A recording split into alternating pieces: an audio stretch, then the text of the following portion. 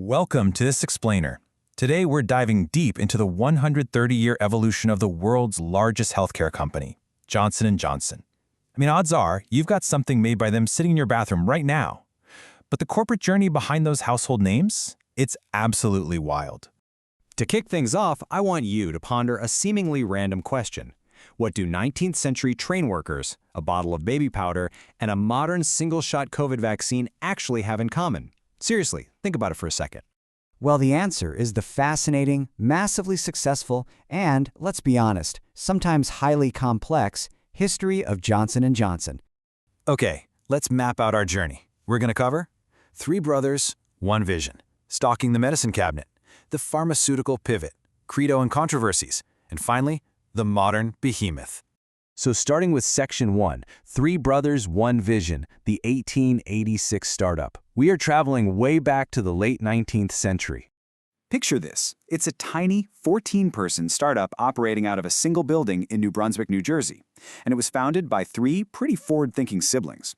You had Robert Wood Johnson, the dynamic leader and first president. Then there was James Wood Johnson, the brilliant inventor. He actually designed their famous cursive red logo, by the way. And finally, Edward Mead Johnson, the ace marketer who launched their first national ad campaigns. Now, these guys were deeply inspired by a speech on antiseptics given by the legendary Joseph Lister. So they combined their unique talents with one unified goal, pioneering a line of ready-to-use surgical dressings. Moving right along to Section 2, stocking the medicine cabinet, building consumer trust. Let's look at how this little startup created the everyday products you likely have in your home right now. They were on an absolute tear with rapid-fire innovation over just a couple of decades. Back in 1887, they released Eucalyptol Linton Moist Gauze. And get this, they packaged it in hermetically sealed fruit jars just to make absolutely sure it stayed germ-free. Pretty clever, right? By 1894, they're launching maternity kits to make childbirth safer, right alongside their wildly successful baby powder. Fun little fact here, the first baby on that powder label was actually Robert Wood's granddaughter, Mary Leah. They were laying down a massive foundation centered entirely on consumer health and safety.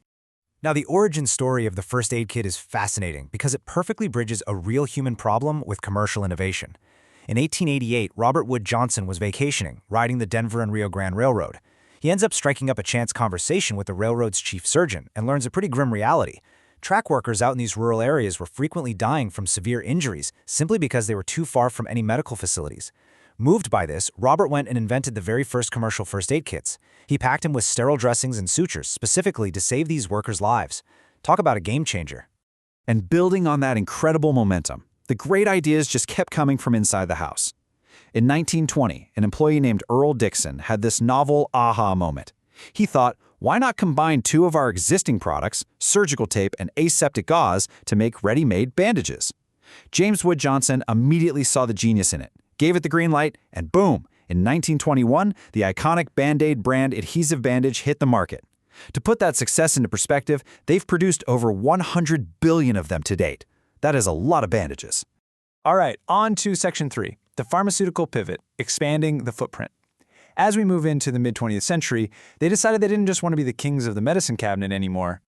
For 73 years, this company was mainly known for those surgical dressings, first aid kits, and baby products. But starting in 1959, they completely shifted gears. They embarked on a series of aggressive, highly strategic acquisitions that totally transformed their DNA. We're talking a full pivot into becoming a heavy-hitting, hardcore pharmaceutical giant.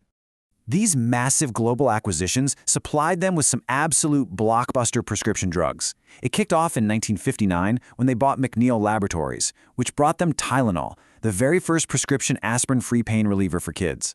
Just a couple years later, in 1961, they scooped up Belgium's Janssen Pharmaceutica, bringing in heavyweights like the antipsychotic Risperdal. Jump all the way to 2017, and they outmaneuvered competitors to buy the Swiss biotech firm Actelion for an astonishing $30 billion. That deal brought them blockbuster pulmonary treatments like Tracleer. It was a complete business metamorphosis. Next up is Section 4, Credo and controversies, principles versus litigation. As the company exploded in size, they inevitably ran into a pretty stark contrast between their foundational beliefs and modern legal realities. You see, the philosophical anchor of the company is a document called Our Credo. It was drafted way back in 1943 by General Robert Wood Johnson, right before they went public.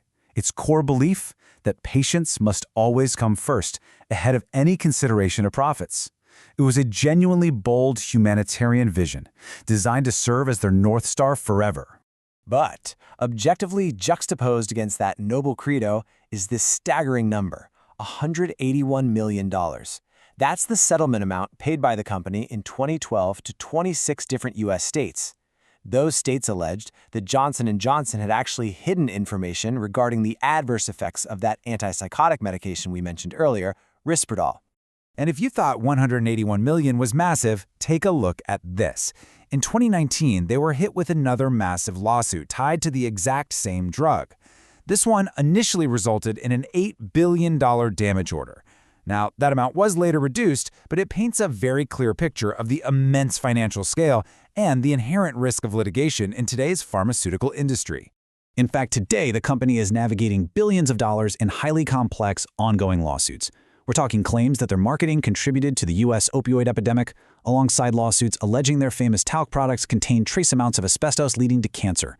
For their part, Johnson & Johnson has been incredibly bullish. They maintain these claims are inflated or outright false, and insist they absolutely have the financial strength to weather the storm.